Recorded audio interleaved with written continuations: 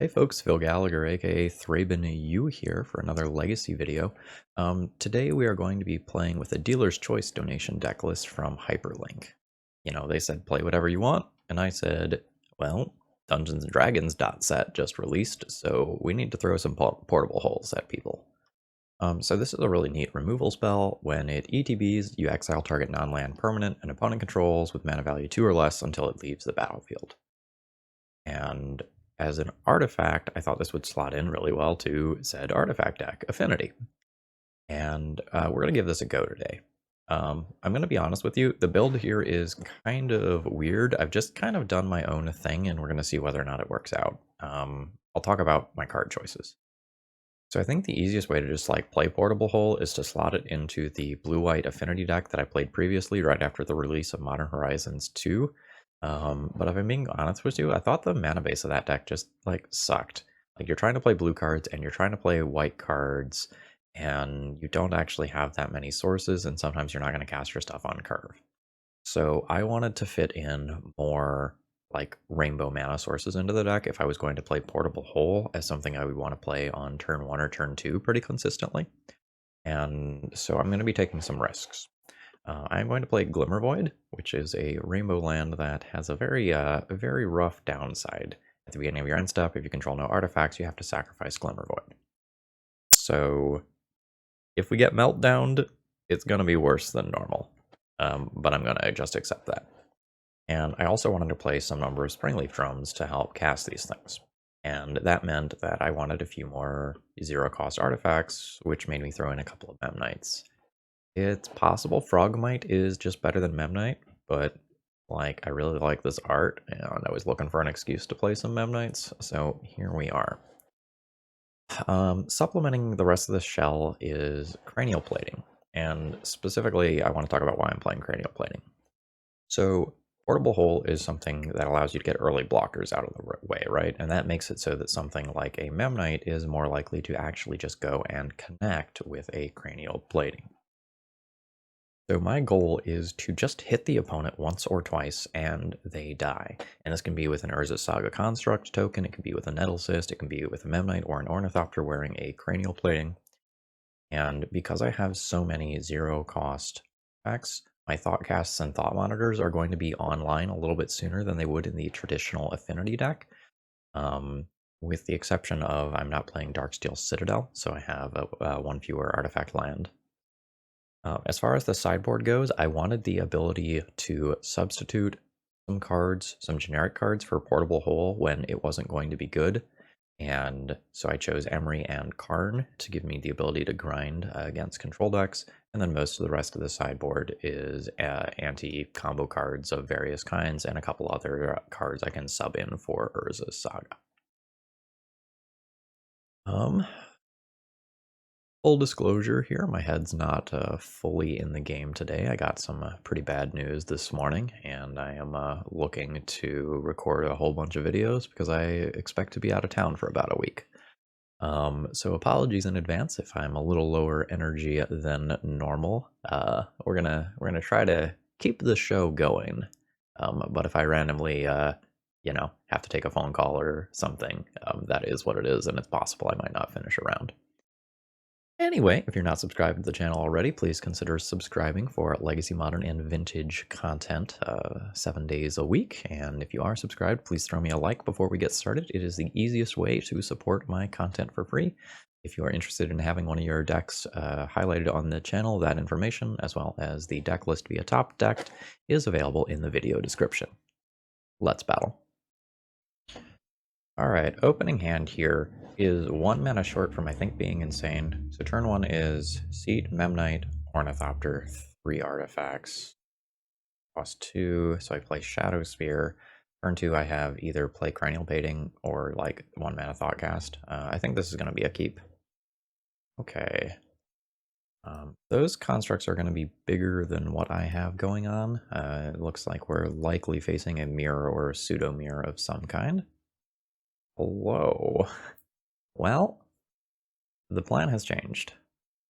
So I will Urza Saga, Memnite, Ornithopter, Shadow Spear, And I am going to have lifelinky constructs, which are presumably going to be bigger than my opponent's constructs. We'll see, though. Maybe I shouldn't play the Urza Saga out on one, because I don't have a piece of mana acceleration. Oh, I might have made an error. Oh, that is mana. So I'm guessing we are playing against the, the Mesmeric Orb, Basalt Monolith. Untap you, manipulate the top card of my library, deck. We'll see how this goes. Ooh, a portable hole, you say? Well, this isn't on land, so I can't use it to junk Urza Saga. I think I fucked up by playing my Urza Saga last turn. I think I want to Thoughtcast for 1 mana and hope to draw artifact mana to continue to play to my board. Yeah, I think I just fucked up by playing this Urza Saga instead of Seat on turn 1. Play the Urza Saga this turn. Yeah, I'm gonna go ahead and do that. Okay, that's not the mocks I was looking for, but I suppose it will do in a pinch. The question becomes, like, how am I going to approach the rest of this game? And Portable Hole, away the construct. Start poking with Memnite. My opponent will have a large construct, which I can hopefully trade for with, like, Nettlesys and stuff. Or I can just save this to make a construct on my next turn. I think I need to just answer my opponent's construct here. I always forget that the first ability is 1 and the equip is 2.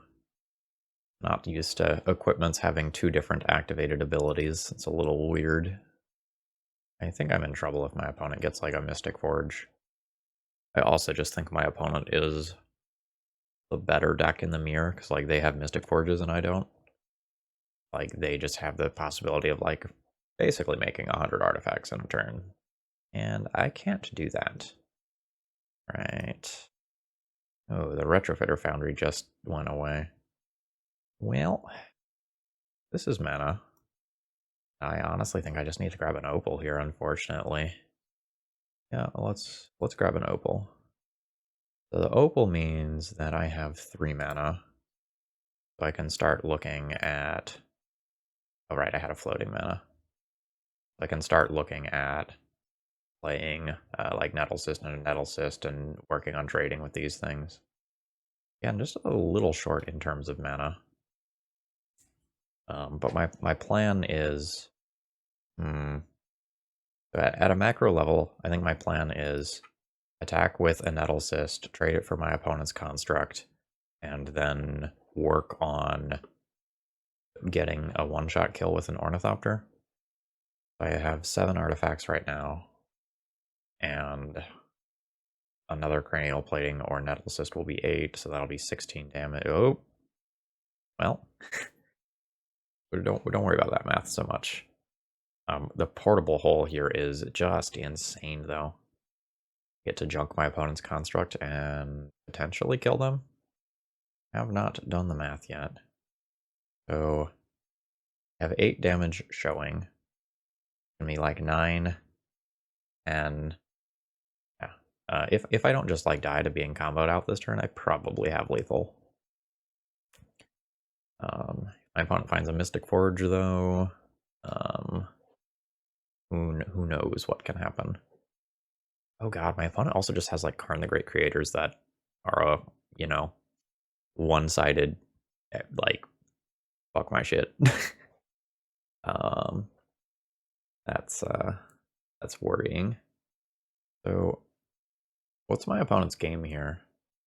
Do they have, like, an LED in hand and they're just, like, trying to find another Echo?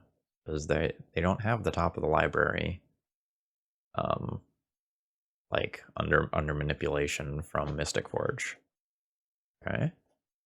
Yeah, okay, so they found an Echo, so they have 3 mana to Echo again. Right? This hand is worse than my previous hand, but it still has a portable hole. So I can still probably lethal my opponent. Right? Yep. Aw. This deck has impressed me. I've played with something very similar to it. Okay, they're just gonna Echo again. Okay, I have jumped to the point where my opponent has found the echo. So now we're going to see them do the thing. This hand is worse than the others, although it still might just produce lethal in the air. I'm not even going to think about the combat math until it actually gets to my turn, because like my opponent um, potentially will just like echo yet again, right? Like they have an LED. Oh, oh, they just made that unblockable. Sure. Is that just the turn? Okay, that's just the turn. Great. I am going to assume that I just have lethal.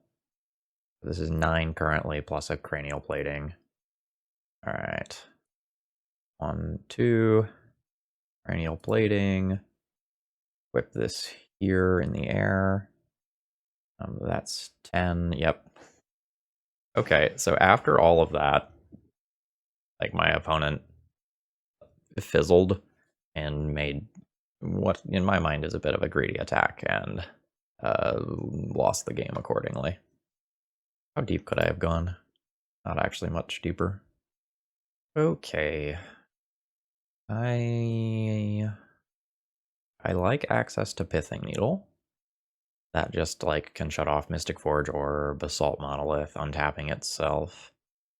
And from there, things are a little bit trickier, and I kind of have to evaluate my role. Like, do I want to play Thorn of Amethyst and try to play like that hate role?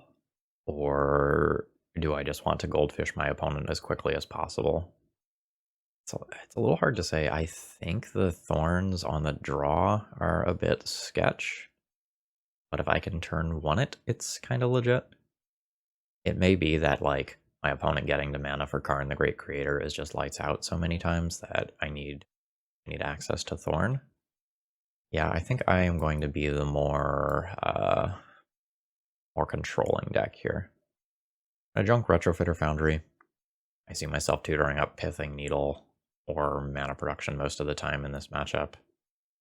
And I kind of think I just junk some card draw after that. Like one of these just gets cut. And I intend on winning the game with one of these or just slowing my opponent down enough that I clunk up what they're doing. Yeah. So, like, do I want to take out the Thoughtcast or the Thought Monitor? The Thought Monitor is technically a win condition. The Thoughtcast is easier to do early. I think I care about easier to do early. Leaves me with 11 factual threats, though. If I do that, I can't do that. I think I need to do something like this. It's also possible that I could just trim cranial plating, but I guess there's also Urza Saga to think about. Okay, well, this one has no lands. Easy mulligan. One also has no lands, but is it a keep? Land Mox. Okay. Mox, Ornithopter, Lotus Petal. Have Metalcraft. Play Thorn on 1. My opponent has mulligan to 5. I think I'll keep this. It's awkward. But assuming I get 1 mana source in 3 draws, I think things work out okay. But this is a weird one for sure. Okay, that's fine. Oh, okay, another Lotus Petal here is amazing. Yeah. Yeah. Yeah. Yeah. Yeah. Yeah. Now, I think I am supposed to just play the Thorn rather than the Nettle Cyst. But the Nettle Cyst is my threat, and I can't do it the other way around, so I am just going to jam my threat. And next turn I can play Thorn as a follow-up, but I think this pressure matters too much to not do it. But it can definitely effectively lose the game this turn if my opponent like goes Basalt Monolith and like goes ham. Yeah, that's pretty good. Yeah, thought we were going that direction. So my Nettle Cyst is a 3/3 for 1 turn. And after that, I think I'm just dead. Like, yeah. I think I just concede this one here. Like, then the Nettle Cyst becomes a 0/0. Like, I have nothing. Also becomes difficult for me to get things. I'll play it out, I guess, but I expect to lose this game. I don't, like, super regret playing the Nettle Cyst. Like, I knew that sort of thing could happen. But it's feel bad. Okay, now I think I'm comfortable conceding. Like, my opponent had a very good 5-card hand. Turn 2 Karn into turn 3 Urza Saga. Oh, animate the Mesmeric Orb. Sure. Yeah, my opponent has enough here that I think I can just concede. GG's. Same plan? I think same plan. I guess you could also make an argument for that, like, Karn the Great Creator is reasonable, because it's like a non-artifact thing that I could keep doing after getting Karned, but if most of my mana is off, I don't know that it's actually that great. This does not have mana to cast my hate cards. This is a mulligan. Okay. How is this? Probably fine. How do I play the hand? So I can play I can play 1, 2, 3, 4 artifacts on turn 1 and just do a 3 mana Thought Monitor. Or I can just start off on Urza's Saga. I need to... Maybe I don't play Urza's Saga on 1, because a huge portion of the time I want a Portable Hole on turn 2 to get rid of whatever my opponent's turn 1 play is. Regardless, like, the hand is a keep. I think I'm going to keep and pitch the Lotus Petal and just not go, like, 100% turbo with my Urza's Saga speed, and intend on just playing a slightly more controlling game.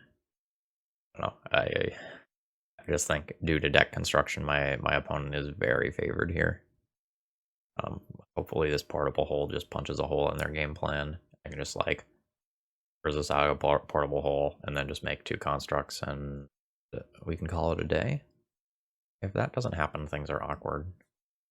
Okay.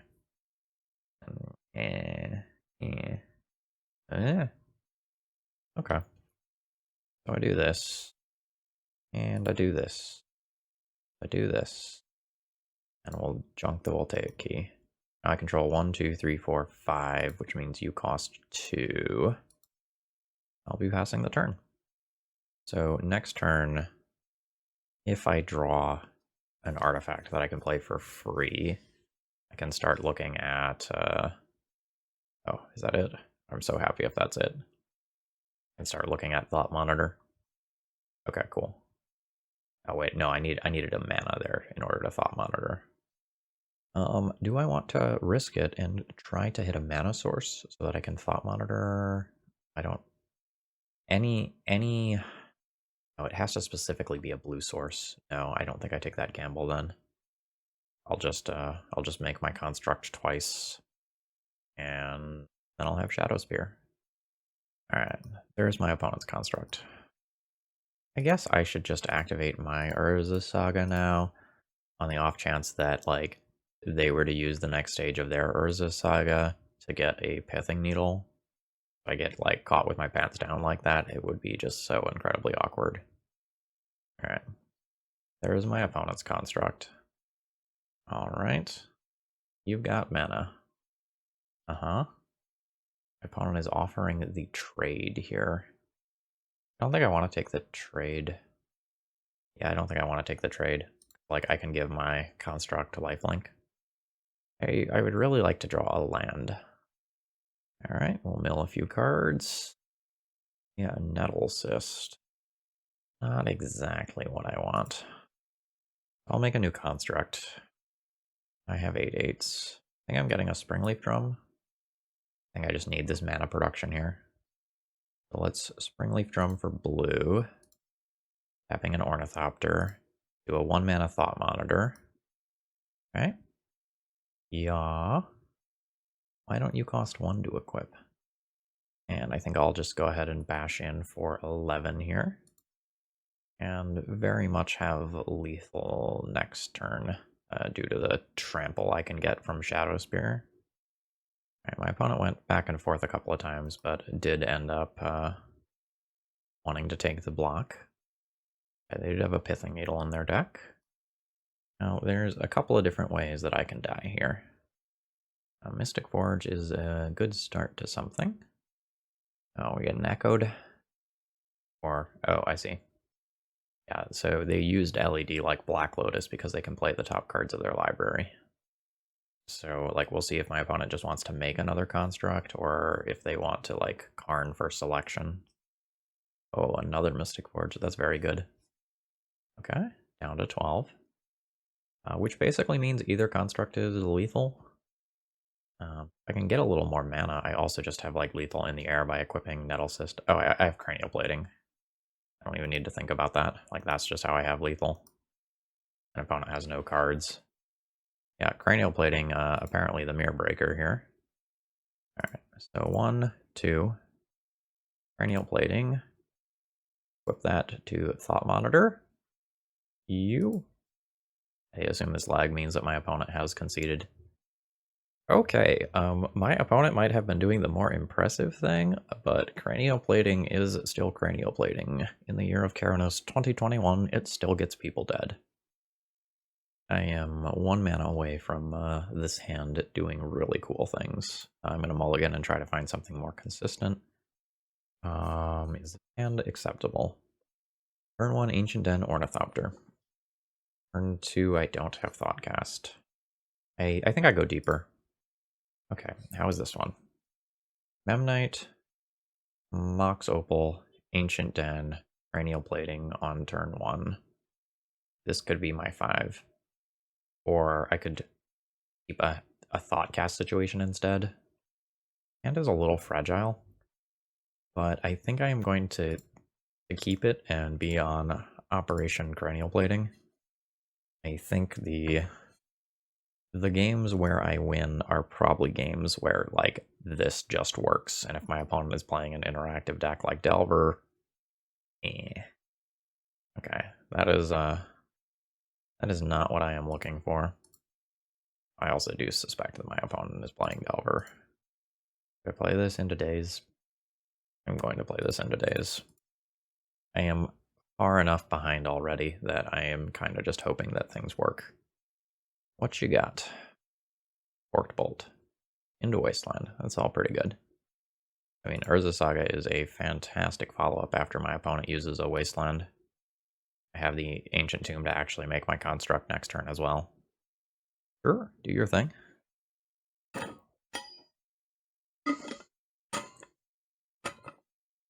So Urza Saga is pretty darn good versus red Delver decks, assuming your construct is larger than a 3/3 when you make it. That is a very convenient draw. Ornithopter. Now my Mox Opal is on. With Ornithopter with Cranial Plating, I think. And if my opponent fetches to clear the Brainstorm, I'm going to make my construct in response to play around Stifle. There we go. Again, Stifle not super common right now, but what? They straight up just casted Lightning Bolt targeting a construct. A 4/4 construct. Wasteland's very good here. Keeps the second construct from coming. But, like, I could have a dead Ornithopter right now. Yep. Get him. Opponent goes to 10 here. Sure, your Delver can flip. I am good with everything that is not impacting the board right now. Sure. Get your free land off the expressive iteration. I am good with that. So now the question is, like, do I just move the cranial plating? Like, do I attack with the Ornithopter? A little weird. Like, I could just move the plating and make it so that I don't... Well, no, I'll go ahead and just attack with the Ornithopter. I'll force the trade on my opponent's threat. My construct will still be out of Lightning Bolt range. Unfortunately. Okay, yeah. That's all fine. It was real close to being able to do a fun trick. It was 1 artifact away. I think I'm supposed to just play this land out. I was 1 artifact away from just being able to, like, kill my opponent if they didn't block the construct by instant speed moving the cranial plating. Alright, so opponent needs to have another lightning bolt effect or they die. They've also used quite a few already. Sure. I guess they have the out of hit an Ornithopter. Let's see what they hit. Seat of the Synod. Now this is not going to do it. And there's the concession. Notably, my opponent lost that game to themselves, right? Like, if they had bolted my Ornithopter instead of my Construct for some reason, they would have, like, had a Ragavan versus an empty board. And that 100% would have won them that game. Top of my library is not looking good. Okay, generally speaking, I'm mostly just afraid of getting hit by a Meltdown. If I get hit by a Meltdown, I lose that game. Otherwise, like, I have a lot of stuff that hits pretty hard and a good amount of endgame card advantage. Do I want to play something like Emery? Emery's kind of intriguing here. I think I want to play Emery, because, like, stuff that gets countered can come back. My Lotus Petals can come back. I want to take out. So, I don't know that I want to cut the Nettlecyst because they're so good against my opponent's removal suite. I'm kind of thinking about cutting some of the card advantage since Emery is a different form of card advantage. Thought Monitor trades with Delver, but Thoughtcast is easier to play around like Daze. I think I'm going to keep the body. Question mark, question mark, question mark. I could be wrong there. This is Emery on turn 1. I suppose I will keep this hand. I get to like recycle Lotus Petals. I get to work towards a Nettlecyst. This is fine. I probably want to avoid playing out the Glimmer Void for the first couple turns if possible, until I build up my artifact count a little bit higher. Right? Ragavan. Sure. Okay. Seat. Ornithopter. I have a Memnite to trade with Ragavan. Lotus Petal. Emery. See what I mill. Ooh, just Nettlecyst and Mox Opal from the graveyard. That seems pretty good. Let's just pass the turn here. Oh no. Null Rod is very, very, very, very, very bad for me. Yep. I think I probably just fold this game to that. Oh my god. Oh my god, this is the best portable hole moment in the history of the world. Please don't counter this. This is so insane if this actually resolves. Oh my god. Holy shit! Portable hole! Alright, so now let's grab a Mox Opal. Cast that. 1, 2, 3. I'll get a Nettlecyst, which is a 6/6. Alright, Portable Hole just absolutely came in clutch there. This is what I thought that card was going to do when I saw it spoiled. Oh baby. And just like that, we are 2-0 with the old Portable Hole Affinity. Alright, round 3 opening hand. I do not have a body here. I have a ton of mana and a cranial plating and another piece of equipment, but nothing to put it on. I lack lands. Is this 5 for me? It's 5 for me. At this point, I probably keep these 5 cards and just plan on doing ye old expensive Thought Monitor. Oh, yeah, I'm on the play. Yeah, okay. You and you. I am looking at a turn 3 Thought Monitor draw 2, try to get myself out of this situation. But I really want to come out the gates fast, and this hand is not doing that. And that's cool. Does that give me Thought Monitor this turn? I get a discount of 3. I have 4 mana. Oh, that does. Okay, JK. That was just about the perfect draw then. Oh. Don't necessarily expect the Force of Will after... Force of Will and Daze after Ancient Tomb. So maybe we're looking at a Sneak and Show deck of some kind? Otherwise it could be like a weird Urza Saga deck. How much mana is this right now? 2. I don't think I want to make my land drop prior to doing this. I don't have to play around Daze or anything. Okay, Urza Saga is fantastic. This is why I didn't want to make my land drop. Now all of a sudden we are in this game. Like I could potentially just make a construct that's larger than a Grizzlebrand. Why did you keep your hand? What is your hand doing? Mulligans are so good. It's possible they need to like end of turn intuition and then they have the kill. But I just have a hard time seeing my opponent keeping their hand if they don't like kill now. Oh, you got intuition, cunning wish, intuition. Sure. You can have the show and tell. All right. Yes. I will put in this ancient tomb. Okay. Do I die? That's not better than what I have going on.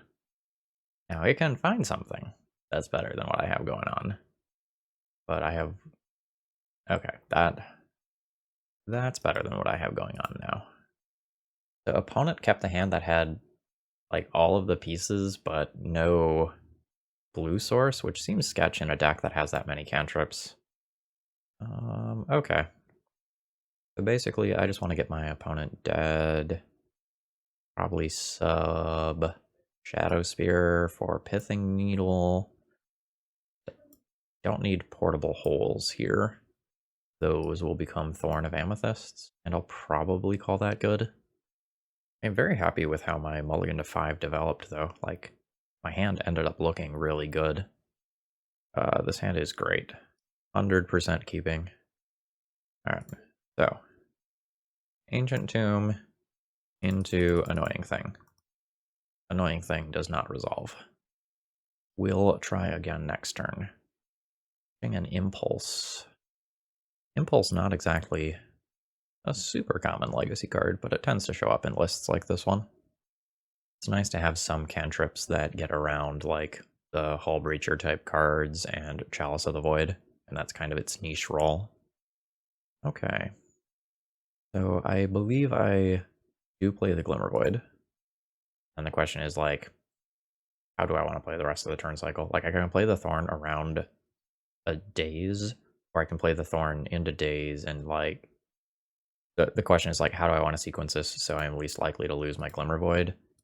And I think I am going to go ahead and Springleaf Drum and expose Thorn to Daze. Possible some number of Dazes are out on the draw.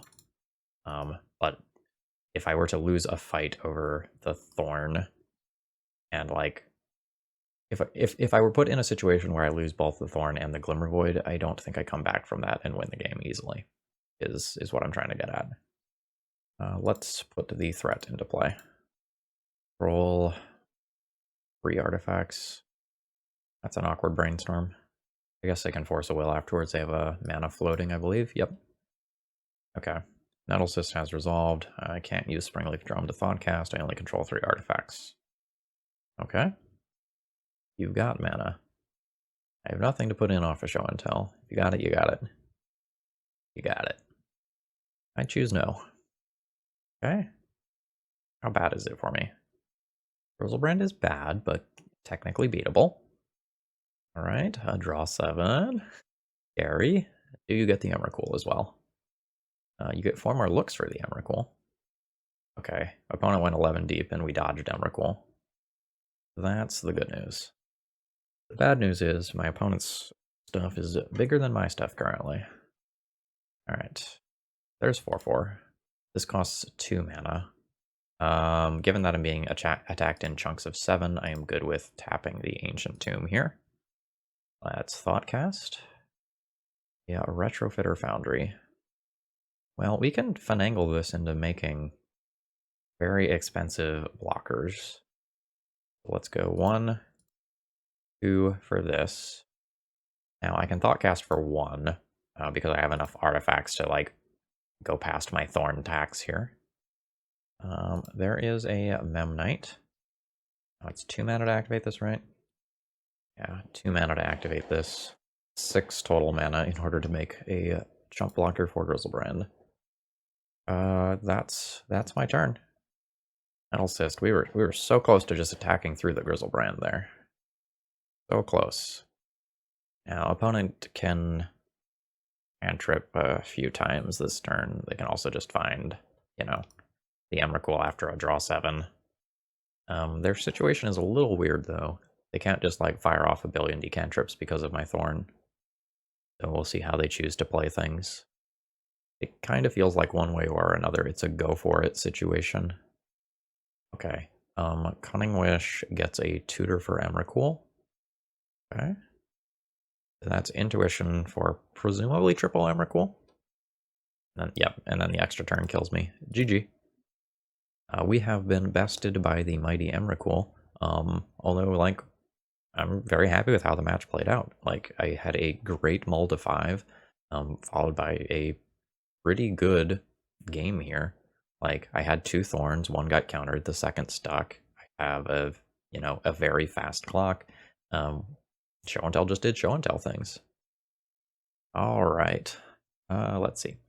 So, Opal, Seat, Petal would just be turn 1 Nettle Cyst. Yeah, we're going to keep this hand. It's a little weird to just, like, ram Nettle Cyst out that early. But whatever. Yeah. Yeah. Yeah. I will be looking for another mana source. Not exactly counting Springleaf Drum here. And I don't love that this Nettle Cyst is just, like, going to be in the range of a Lightning Bolt. Lightning Bolt's so popular in the format right now. But if things go wrong, I have other stuff I can do. Okay, did not get Lightning Bolted. God, this Portable Hole, though. God damn, this card is good. Alright, goodbye, Delver. I think I want the Retrofitter Foundry in play. It's a little awkward if this gets countered, but, like, if my opponent dazes and, like, sets themselves back a land drop, that's, like, not actually the end of the world for me, right? Because I'm working towards just, like, killing my opponent very quickly with Nettle Cyst plus a Cranial Plating equip. So I'm good with it.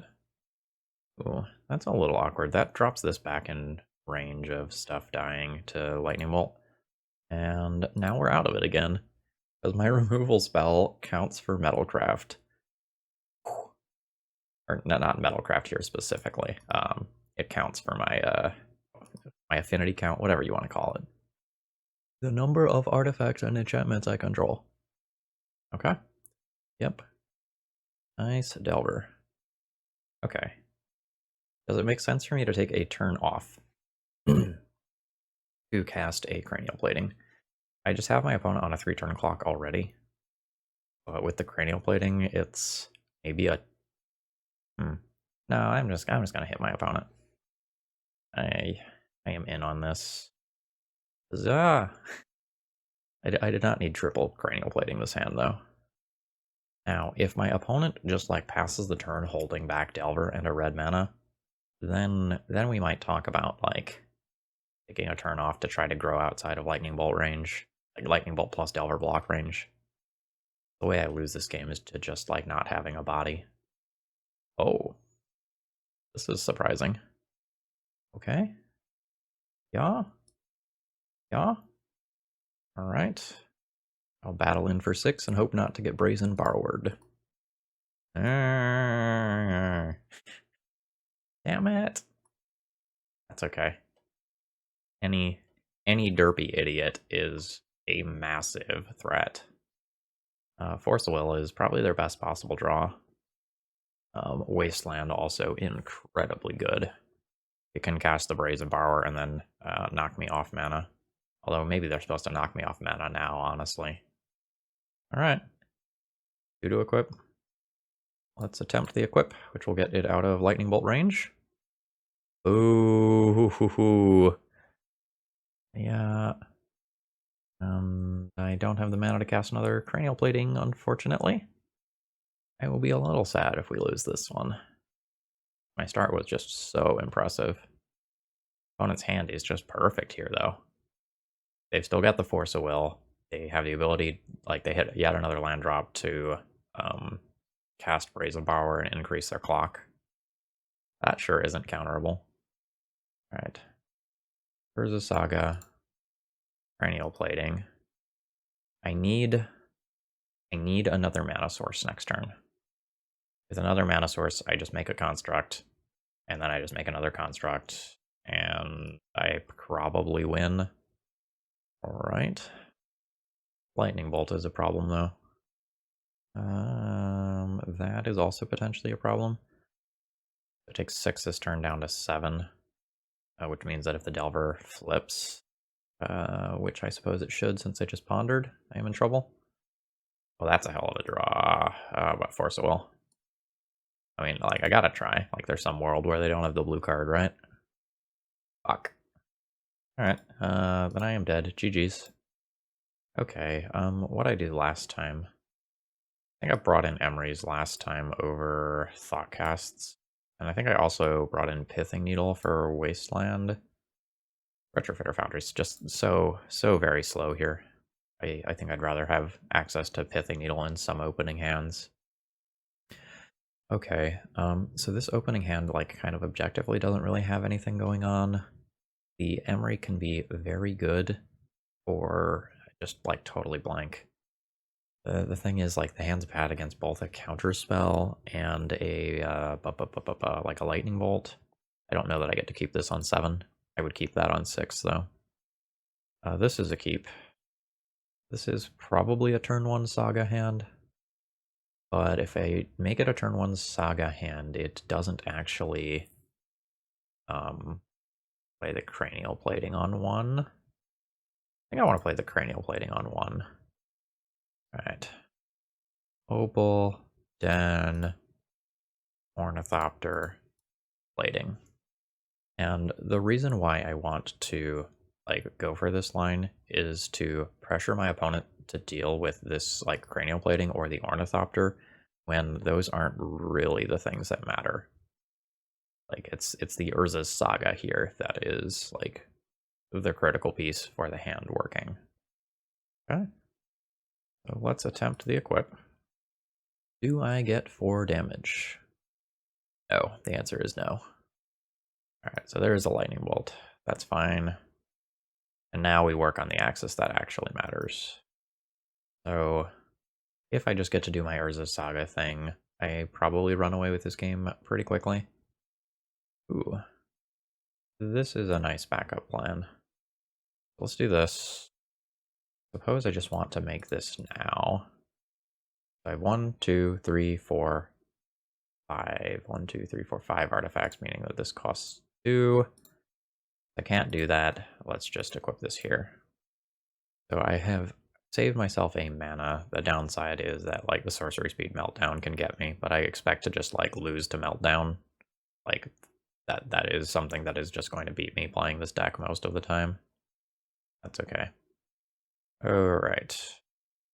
So let's take my value. I think I want trample. Alright. Cast this. Do this. Trample and lifelink. Up here. 1, 2. I will attack with my 17/9 creature. Enjoy your block's true name nemesis. I will also gain a billion D life. Please don't melt down me. My little heart can't take it. Alright, that was cool. No sideboarding changes. I was happy with the plan. Looks like my opponent might be making some play draw adjustments with like days or something. Okay, this hand doesn't do anything. This hand does things. I will keep this. I don't feel... Well, the Lotus Petal lets me play around days on turn 1. I could talk for a long time about what card to put back here. Because like the Ancient Tomb is very good with Urza Saga as like a 2-card combo. The Springleaf Drum increases my construct size, which is relevant. I'll put back the Ancient Tomb. I'm not convinced that is the correct decision, but I don't want to spend 5 minutes thinking about it, and I legitimately would. Alright, I don't mind a Cranial Plating. I don't think I want to lead on the Urza Saga and just get it like wastelanded immediately. I think I'm going to lead on Seat. If I get wastelanded, I don't want my white source for Portable Hole to get wastelanded. Okay, yep, that's what Portable Hole is for. Do I want to play Urza Saga first? I don't think so. Let's just do this thing. Bye. And I don't think I want to just like ram cranial plating into days when I can play around days for free next turn. Yeah, your brainstorm is fine. I think next turn is Urza's Saga into cranial plating. My opponent is incentivized to play a fetch land this turn rather than a wasteland because they're brainstorming. Which is a little awkward for me because like I really want to give them the opportunity to like wasteland me well before I play the Urza Saga. But I just don't think that's where I'm at in terms of like this game's pacing now. Alright. The Saga of Urza into cranial plating. And that's my turn. I will have some very large and angry constructs if I don't get wastelanded. 1, 2, 3, 4, 5, 6, 7s. 8, I don't think I counted this from hand. Yeah. I tried to wait a few turns on the Urza Saga to avoid that, but here we are. That's okay. Like any creature, like a Memnite, an Ornithopter, a Thoughtcast bird, whatever the fuck it's called, Thought Monitor, all that stuff's very good right now. I'm at 19. You don't have a follow-up threat. I'm not actually too scared. Oh no. Alright. This is probably Murktide then. Sure. Now I'm a little scared. Now I'm a lot scared. Alright. Needed a threat. Portable Hole not hitting Murktide. Well, okay, I shouldn't just say that.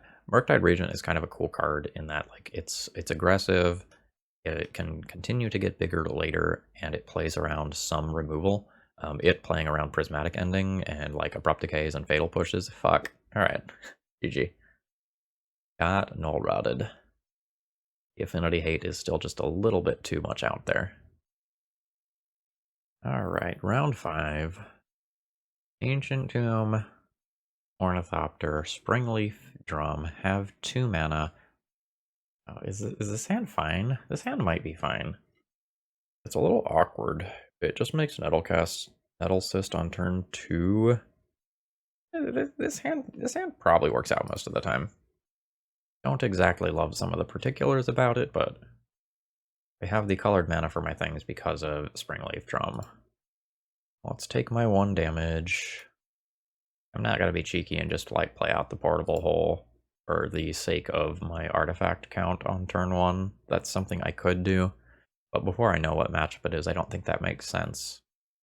My opponent is really thinking here. And okay. It is a Ponder. What were they thinking about? Were they thinking about like Swords to Plowsharing and Ornithopter? Is that a quick shuffle? It was a quick shuffle. Okay. Ow. I play Nettle Cyst, and I do so taking damage so that I can Thoughtcast afterwards. Click on this one. Yeah. Thoughtcast. Oh, those are good cards. I like those cards. Yep, cantrip away, friend. Now. Oh no. Oh no, they were blue-red. That's okay. Oh, baby. I think I go ahead and play the Urza's Saga here. Oh man, my opponent is gonna feel the pain this turn. This is gonna be one beefy fucking Ornithopter. Alright, that is a Force of Will. There's 2 to equip. Equip this here. Ow. That is a 4/6 Ornithopter. I love it. This is outside of the range of normal removal. Okay. Goodbye, Urza Saga. This is fine. Like, I probably don't need to play spells for the rest of the game. This is probably good enough to just win. Opponent did not have a threat to pressure my low life total. I have the ability to remove just about any threat that they play. Yep, and this is a 2-turn clock. Yeah. Down to 6. Your move. No end of turn Brazen Borrower. Yeah. Also, can I just be like bigger than a Murktide Regent? I think I can probably attack through a Murktide Regent most of the time. It might involve playing out some Portable Holes just as artifacts. But I think I'm good. Okay. Unless you have like a Vapor Snag, I think you're on no outs after casting that card. Okay, sure. Sure. I'll play an artifact. GG. Alright. So, if these games continue like previously, we just need to avoid getting like null rotted or like meltdowned. Alright, same board plan. These 5 cards in, Retrofitter at Foundry out, and Thoughtcast out. Okay, how is this hand? Eat Ornithopter, Ornithopter, Memnite, Emery. If the Emery resolves, the hand's good. If it doesn't, the hand's a little weak, but still has a decent number of artifacts and an okay mana count. I think this one could be a mulligan. I'm gonna go ahead and keep it. Like, it's borderline. I just think that there's enough draws that improve this hand that I want to keep it. Yeah, yeah. Yeah, like when Urza's Saga and the Thoughtcasts and the Cranial Platings and the Nettle Cysts all make the hand noticeably better. I think that's just enough draws that I'm good with it. Alright, Emery resolves. Okay, there's a Lotus Petal and a Mox in there. That's fine. These just don't have like natural Null Rod. Daze is totally fine. But yes, please wasteland that instead of my Urza Saga in another turn or two. Yeah, well, that's a good opener. Okay. I have tools to rebuild. Crash in for 1. My opponent's ahead on board, but oh yikes. Prior to that wasteland, I felt like I was probably winning overall. Now I don't feel that way. Now I feel like my opponent is noticeably ahead. How is it so fucking good? So good. And I know that's there. Don't really have any choice though. I think I'm supposed to leave back the Memnite in case this doesn't blind flip. So the reason why I just ran that card into the days that I know about is because I really need to play to my board more if I'm going to win. I don't think I get to just like hold back and do nothing for a turn. Maybe I'm wrong. But I really need to be able to like deploy cards like this if I draw them. Now, like, these Ornithopters will have the capability of trading with Delver. Oh no. Oh, that's bad. Okay, so there's only 2 card types in there. That's the good news. The bad news is I think I probably lose this game unless I draw a mana source. I also will lose this game to a wasteland. My opponent effectively gets 4 looks at 1 here. Yeah. I go to 5. Okay. Great draw. Alright, it resolves. I get to nuke one of these. Does this Memnite attack now? Because, like, if yeah, this Memnite attacks. Because if this doesn't flip, then, like, Ornithopter still walls it. I think I take this hit. It puts me in range of actual factual Lightning Bolt killing me. Hopeful. Alright. What am I getting? Probably Shadow Spear. If everything goes well, I play Mox, Nettle Cyst, both resolve, and I like Shadow Spear, put it on Nettle Cyst, and swing for a huge life total change next turn. Everything has to go right. But I think that's the line that actually allows me to win. Okay. Now, need my opponent not to get 2 more card types. This swings in? I think this swings in. Because if my opponent has like a lightning bolt, I already just lose to it. Yeah. These have to be chumps, which unfortunately make the Nettle Cyst smaller. Ooh. Okay. Yeah. Equip this here. And this means that I get to gain 7 life.